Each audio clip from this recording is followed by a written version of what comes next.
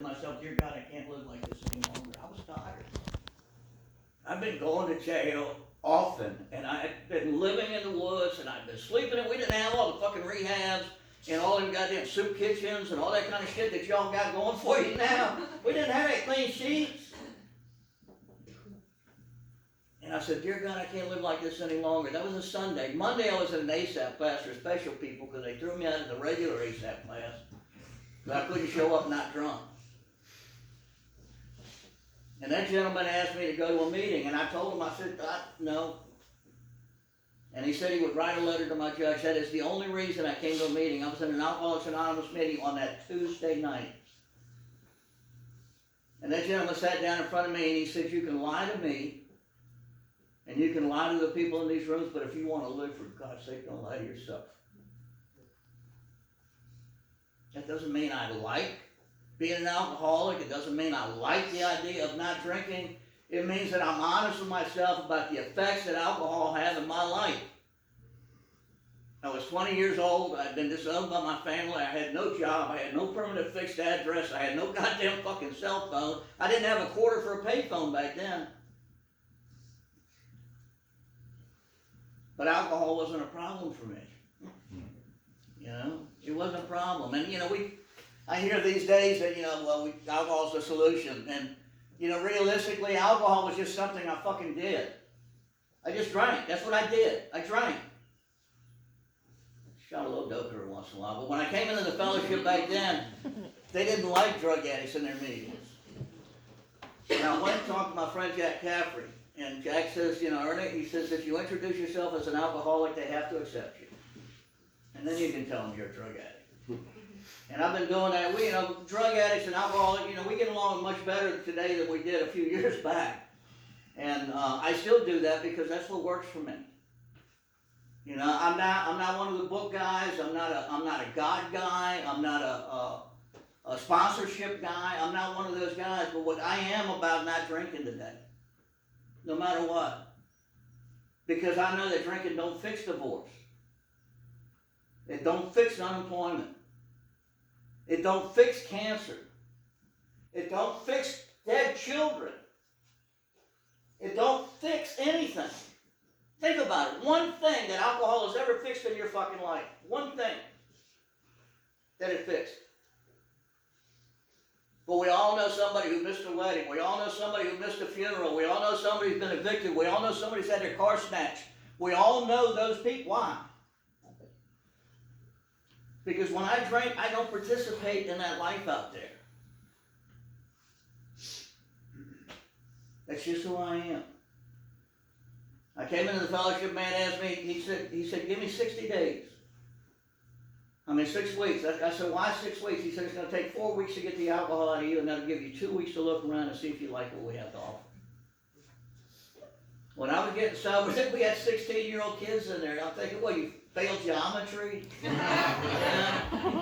Mom tried. Some of those kids are sober today. They're businessmen. They have these wonderful lives, and they attribute it to the fact that they came into Alcoholics Anonymous and put the plug in the jug. You know, I'm one of those people that, a man told me a long time ago, he said, if you do 4 things on a daily basis, when you die, you'll be sober. He didn't say I'd be rich. He didn't say I'd be educated. He said I'd be sober. The first one is I don't fucking drink. I don't drink, no matter what. Some people say just don't drink. Well, it's not that easy. But not drinking no matter what, it sets a line down. I don't cross that line. I can bitch, I can cry, I can complain, I can quit my job, I can divorce my wife, I can do whatever, you know. I don't drink. He asked me to go to as many meetings as I physically possibly could. And back then I could go to 3 a day. I was unemployed. And then he asked me to share as honestly as I can today. I tell y'all straight up, I don't believe you. I don't buy that. I don't trust you. I don't like you. Why am I supposed to listen to the shit? I don't. Yeah.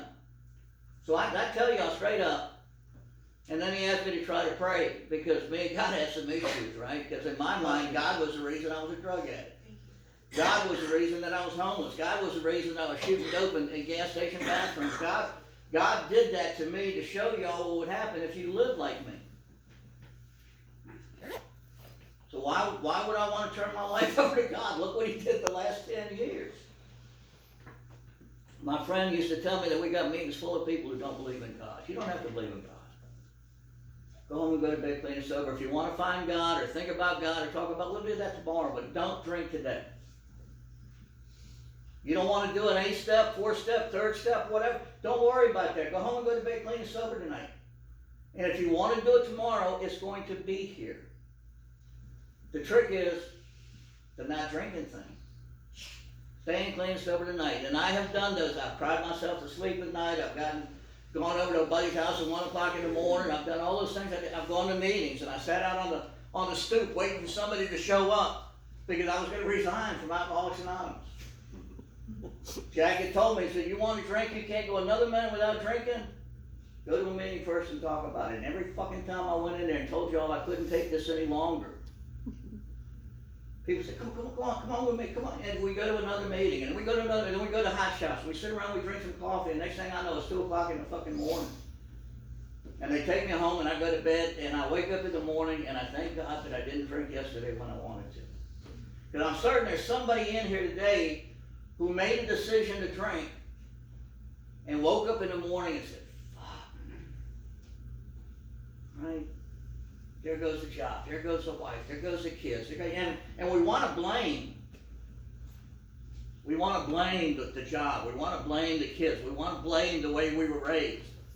We want to blame the alcohol. Big Mike used to tell us all the time, the lion's job is to eat you up. You get in a cage with a lion, what's going to happen? It's going to eat you. Stay the fuck out the cage. We all know what alcohol and drugs do. That's why we're sitting here today, right? Because we don't like the consequences of not being here. Some of us are going to go to jail if we don't come here. Some of us are going to be sleeping in the car because the family, the wife, whatever, they're going to throw us out. Some of us are not going to be able to see our children again unless we check those boxes. So we're here just to prevent the consequences from happening. The deal is for me that, you know, we all think that we have so many problems, we've got so much bad stuff going on in our life. When I put the plug in the jug, the majority of all of that stuff went away. Yeah, we're mad because the tax man knows where we're at now. Got a permanent fixed address, right? The old lady knows where we're at now, that back child support's coming. You know, we get the bill for that car that they snatched because we couldn't pay for it, on and on and on. And we're upset because look, the shambles my life is in now. But once I take care of that, it's done. You know, I tell folks straight up, Cinderella ain't got shit on me. I'm the guy that I don't do the work, I don't check the boxes, I don't read the literature, I don't do that stuff. And I'm not suggesting that you do this. What I am suggesting is that you give Alcoholics Anonymous a chance. And I did that by not drinking. I did that. I was going to prove to this gentleman that I could drink by not drinking. Go figure, right? If I could not drink for 6 weeks, that meant that I wasn't an alcoholic. And if I wasn't an alcoholic, that meant that I could drink. The problem is that somewhere in that span of time, I started liking what was going on. People were inviting me out. They were taking me to dinner. They were taking me to ball games. We were going to picnics. We were doing a lot of stuff that I'd never done before. I remember sitting in a meeting one time, and I told the young lady sitting next to me, I said, my face hurts. And she said, it should. You've been smiling for weeks. It had been that long since that's a true story. That had been that long since I had smiled, but smiling for a period of time that made my muscles and my cheeks sore. You know, I've been evicted from apartments. I've wrecked cars and motorcycles with and without insurance. I got a daughter by a woman that I've not been married to. I've been fired from jobs. Did I say that? I've been fired. I was fired from a job 2.5 years sober because I couldn't go to work on Monday. Hated Monday. Didn't like Fridays either. And Wednesdays were kind of iffy. I'm from what they call the job of the month club. I would quit a job right after getting one because I really didn't want to come to work tomorrow. That's, you know, and there was a bunch of us back. What I'm trying to say is that I am not some kind of superhuman individual that came here, got clean and sober, started going to work every day and started paying my mortgage on time. And I can't tell you how many motorcycles I've had or cars that I've had out on the street with somebody else's tags on them. I remember being at a party one time and we was all lined up on the sidewalk and the cops come up in D.C. started writing tickets. And everybody's running down there grabbing their bikes and hauling ass around the corner shit. And this boy sitting up there smoking a cigarette. And I said, Barry, they're writing tickets. He said, let them write. Them tags 10 years old. That fella's still doing himself today. My buddy Jack used to tell me on a regular basis, he doesn't say it so well, he can't say it now because he just recently passed. He was almost 48 years clean sober when he died. But he used to tell me, Ernie, I don't want to bring you cigarettes in jail. He never said, I won't bring you cigarettes in jail. Because some of the things that I was doing straight up could have landed me in the penitentiary. But it was fucking fun. I'm not that guy. I'm not the guy that, I was sitting in a meeting a while back and this kid tapped me on the shoulder. He said, Ernie, my sponsor said, you got 30 years. And at that time I only had 30. And I'm like, yeah. He said, man, I would have thought maybe 2 or 3. And I'm okay with that. I'm not the grown-up in Alcoholics Anonymous. I'm not the one that people look up to and say, you can have his life. If you don't drink, if you follow, if you work the steps, if you call your sponsor and do all that, you can end up just like him. People are, no, give me a fucking sponsor. Give me one of them step books. And that's okay with me. What we're about is not drinking. And Jack used to tell me all the time, said, Ernie, if you go home and go to clean you sober, you can change things tomorrow. When I drink, people make decisions for me. Y'all know that, right? Sheriff tells you what time to fucking wake up. And they tell you, if you don't make your bunk, we're going to fucking take a good time from you. And they tell you, get in the car, and you say no, and that door slams on your fucking legs, and you say, okay. But the deal is that when I'm drinking, other people they tell me to get the fuck out of the house. Right? They tell me don't come back. They tell me all that, and all of that's just part of the drinking thing. And I need to say this, right? I got fired by a company that I really, really like working for, because I only had to work 2 days a week, and I got to pick which 2 days. And if I had to pay rent, I'd work free. And I'm talking about, like I said, for a good long time, sober. I was just not a regular individual. And I got fired from that job, and I was forced to go to work for another company, and I just retired from that company. I get paid the same amount of money today that I did 6 months ago when I was still working. That's not something that I wanted. That's something that happened because I didn't take a drink of alcohol, and I showed up just like y'all told me to do. I remember when I wanted to go get that job, and I said, Jack, I can't. High-rise construction. I said, man, them boys, they fucking smoke PCP every day. Drink wine all day. He said, Ernie, what they eat don't make you shit. He says, you go up in there and you tell that man that you will work for 50 cents less than anybody else out there, and he will give you a job. I was hoping he was wrong, but he was right. I worked for that company 40 years, and we parted. They trusted me so much that they allowed me to start an apprenticeship program. They allowed me to teach other people how to make a living, to raise their families, to buy their homes, to pay for their cars. They gave me that opportunity. They didn't give it to me because I was downstairs drinking at lunchtime and smoking dope all day long. They gave that to me because Alcoholics Anonymous and the people in Alcoholics Anonymous changed my perspective on life. I remember sitting at I went to Disney World when it was brand new years ago, and they had that parade where all the characters come down the street and everybody's dancing and shit. And this fella took his little girl, she was probably about 3 years old, and set her up on one of them big trash cans. And all of those characters came up and hugged her. All of them, Cinderella and Goofy and Mickey Mouse, and man, her face was just 2 weeks later. I was sitting around with some friends and I realized I wasn't mad about that. I wasn't angry that she had all of this good stuff, because it used to piss me off when people were happy because I wasn't happy. Alcoholics Anonymous changed my perspective on a lot of things. And people say, well, it's a miracle that I'm sober. The miracle today is that I want to be sober. This didn't happen in a week. It didn't happen in a month. I don't even know how long it took to happen, but I realized, and David was talking about it, we go to some meetings and it gets quiet, and some asshole's going to say, who wants to live, just because they want you to raise your hand? And I raise my hand every time. because I want to live today. I've got a great life today. I've got a daughter, she's 38 years old, almost 39, she calls me daddy. Never missed a baby payment. That's not me.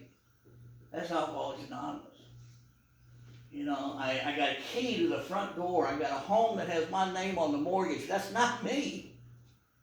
That's Alcoholics Anonymous. I drove a nice big old pickup truck up here. That's mine. It's paid for. That's not me. That's Alcoholics Anonymous. And those are things. You know, the gold jewelry, the ring, all of those things, those are things. My father accepted me back into the family. A Catholic military officer who had raised 3 other boys besides me. Verbally accepted me back in. None of my brothers spent a night in jail. I made up for it. But none of them spent a night in jail, but that man verbally accepted me back into the family. I tell folks straight up that the same woman who would not leave her purse in a room with me when she went to the fucking bathroom gave me keys to her home. She learned to sleep in her bed at night knowing that when she woke up in the morning, everything that she left at night was going to still be there in the fucking morning. All the jewelry was going to be there. The silverware was going to be there. She knew that when she went to bed at night, she could wake up in the morning and with me in the house, and everything was going to be there. That's not something I asked for. That's something that came about because I know people like this. People who have practiced a little bit of a better way allow me to behave differently. I love being clean and sober, folks. I did not want to come here. I was 20 years old. I had no reason to get sober, no reason to hang out with sober people. Didn't want none of it. But I didn't want my consequences. I didn't want my consequences to get worse. And I knew if I continued to drink, they were going to get worse. So I decided to give this shit a try. Just give it a try. Buy some time. They used to tell me, Ernie, come in and sit on your hands. Give us a chance. And today I did the same thing. When people tell me how bad they want to drink, I said, no, you need to turn that around. You're sitting in a fucking AA meeting. If you wanted to drink, you wouldn't be in an AA meeting. I need to say that I want to be here today. I choose to be here today. I've made a decision to do what I need to do to be here today. A man told me a long time ago, said, Ernie, if you can stay clean and sober for 24 hours, one day, you know everything you need to know to stay clean and sober for the rest of your life. Because Christmas is a Wednesday, and Easter's a Thursday, or a Sunday, and Thanksgiving is a Thursday. It's only a day. Don't drink today. If you haven't figured it out, I'm passionate about Alcoholics Anonymous, even though I don't do what a lot of people suggest I do. I used to have a red dot. Because people kept telling me what I had to do, needed to do, should do, ought to do, when I should do it. And I don't fit in that box. I fit in the box of not drinking today, going home and going to bed clean and sober today. I have never ever woke up in the morning and said I should have drank yesterday when I wanted to. Never ever woke up and said I should have drank yesterday. But I've been here long enough to see the faces of those of y'all that have. And it just makes me glad that I made a decision this morning that I'm going to do what I need to do to stay clean and sober. So y'all might not have wanted to hear any of that. It would be my greatest wish is that somebody in here will stay clean and sober for the rest of their lives. My greatest wish would be all of y'all. Because if you're here, evidently there's a reason for it. But the reality is a lot of us are going to die.